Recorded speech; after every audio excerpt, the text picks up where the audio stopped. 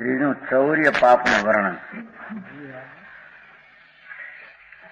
અવિચીર્ણસ્થ ગ્રહણમ પરિગ્રહ પ્રમત યોગાત તત્ પ્રત્યેયમ સ્થેયમ સએવ ચ હિંસા વધસ્સ હેતુત્વા.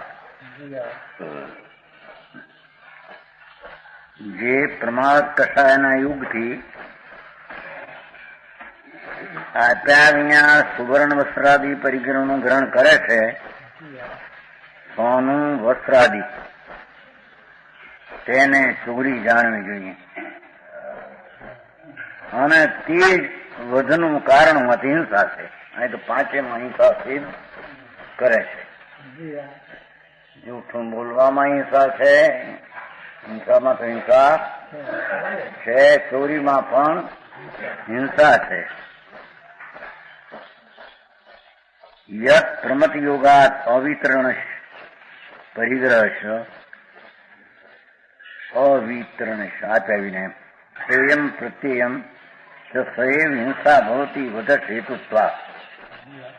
જે પ્રમાદના યોગથી દીધા વિના સુવર્ણ વસ્ત્રાદિ પરિગ્રહનું ગ્રહણ કરવું તેને ચોરી કહે.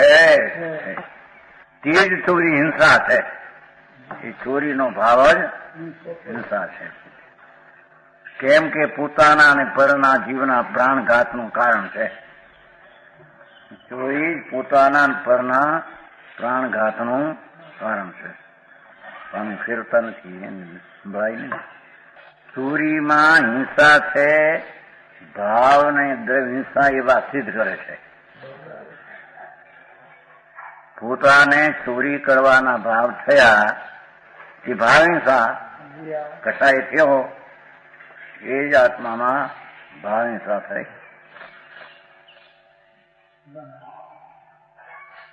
અને જે પોતાને ચોર જાણતા પ્રાણનો વિયોગ કરવામાં આવે તે દ્રવ્ય હિંસા થઈ.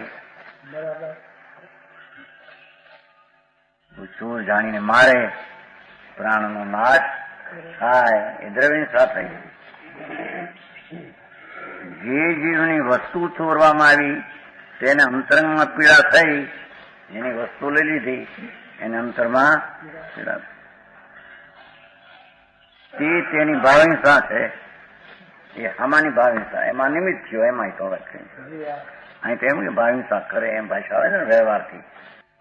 અહીં એમ નથી લેવા આવ્યો, રાગનો ત્યાગ પણ કરતા નથી એવો આત્મા. અહીં તો એનું પર્યાયનો પરિણમન ચોરીનું, હિંસાનું, જૂઠાનું થાય છે. એની પર્યાયમાં એના પ્રાણની હિંસા એમ સિદ્ધ કરવું છે. સમજાણું કાંઈ? પર્યાય નહીમાં શું થાય છે એમ સિદ્ધ કરવું છે ને. વસ્તુ તો વસ્તુ છે, વસ્તુની દ્રષ્ટિ જે થઈ છે એમાં તો રાગનું કરવું નથી અને રાગનું ટાળવું એ વસ્તુમાં નથી. એટલે કે હિંસા, અસત, ચોરી પર્યાયમાં થાય એ દ્રવ્ય સ્વભાવ નથી, તેમ એનો ત્યાગ એ પણ દ્રવ્ય સ્વભાવ નથી. સમજાણું કાંઈ? વસ્તુનો સ્વભાવ ચૈતન્ય, આનંદ ને જ્ઞાન મૂર્તિ, એનો તો આ હિંસા જૂઠોનું પરિણમવું એ પણ એનો સ્વભાવ. એટલે રાગનું કરવું કહો, હિંસાનું કરવું કહો, એ કઈ એનો સ્વભાવ નથી. તેમ હિંસાદીના પરિણામનો ત્યાગ કરવો એ પણ કઈ એનો સ્વભાવ નથી. વસ્તુમાં થઈ એવી દ્રષ્ટિ હોવા છતાં પર્યાયમાં અસ્થિરતા અને સ્થિરતા કેમ થાય છે એનું આ વર્ણન છે. સમજાણું કાંઈ? નાના ગાણા જેના છે એમ છે, ગાણા હું ગાય. પર્યાય રહી વાત કરીને, પર્યાયમાં થાય વ્યવહાર ને એનો વિષય છે. નિશ્ચય છે, દ્રવ્ય વિષય છે. પર્યાયમાં હિંસા થાય, હિંસાનો ત્યાગ થાય, એ બધો પર્યાય વ્યવહાર નહીંનો વિષય છે, ત્રિકાળની અપેક્ષા. પણ પરના ત્યાગની અપેક્ષા તેમ નીચેનો વિષય છે, એનો પર્યાય છે ને. એનામાં હિંસા પણ એની પર્યાય છે, હિંસાનો ત્યાગ પણ એની પર્યાયમાં થાય છે. એ અપેક્ષા એ પરની અપેક્ષા એ નિશ્ચય છે. નહીં ચક્કર ભાઈ આપણું કહ્યું હતું ને પેલા કે છે ચોરી કરવામાં પોતાના પ્રાણ હણાણા અને બીજાને ખબર પડી ગઈ તો તેને મારે આંખું ફોડે કાન તોડે મારી નાખે તો એ પણ દ્રવ્ય પ્રાણ હણાણા ને. અને બીજાના પ્રાણ પણ હણાણા અંતંગ પીડા થઈ ભાણી સાથે હમાની અને તે વસ્તુના નિમિત્તે તેના જે દ્રવ્ય પ્રાણ પુષ્ટ હતા, જો શું પુષ્ટ હતા તે પુષ્ટ પ્રાણો ત્યાગ થયો.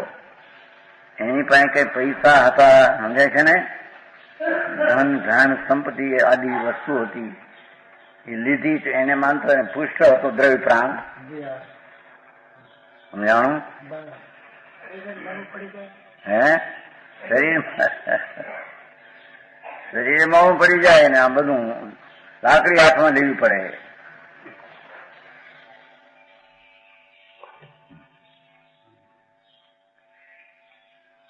દ્રવ્ય પ્રાણ પુષ્ટ હતા તે સમજ્યા ને, પુષ્પ પ્રાણનો નાશ થયો એટલે એને પ્રાણ મળેલા ને વસ્તુ આદિ એને રાગનો આઘાત થઈ ગયો.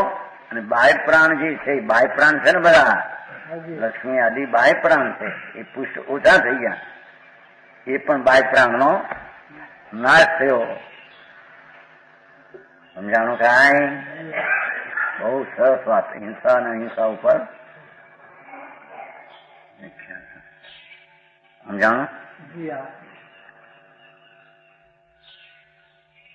પરની દ્રવ્ય આ રીતે ચોરી કરવાથી ચોરી કરનારની અને જેની ચોરી થઈ છે તેની દ્રવ્યહિંસા અને ભાવહિંસા બંને પ્રકારે થાય છે. સમજાણું આમાં? ચોરીના ભાવ કરનાર અને ભાવ પ્રાણની હિંસા થઈ. જ્ઞાન શાંતિ આનંદની પર્યાય પ્રગટ ન થતા એટલી રાગશો હિંસા ભાવ હિંસા થઈ. એના શરીરને પણ કોઈ નુકસાન કરે દ્રવ્ય પ્રાણ, પોતે પણ નુકસાન કરે કદાચ કોઈ ખબર પડી બીજાને હે મારો હા અત્યારે નથી કઈ બોલો કપાટ મારે સ્નાન કરે ને એને નુકસાન થયું બાય દ્રવ્ય પ્રાણને. આમાંને જેની ચોરી થઈ એના ભાવ પ્રાણની હિંસા થઈ અને એના દ્રવ્ય પ્રાણ પુષ્ટ હતા તે મોડા પડી ગયા. એટલા બાહ્ય પ્રાણનો પુષ્ટિ હતું સાધન ઘટ્યું.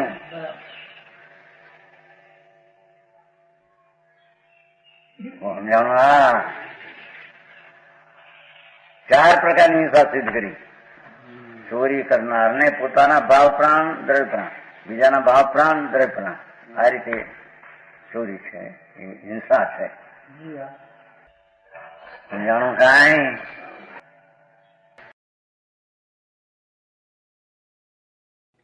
તથાપિ કહાનવાણીના અંકાયે મૂલ્યના કદી. તથાપિ માતવાણીના અંકાયે મૂલ્યના કદી.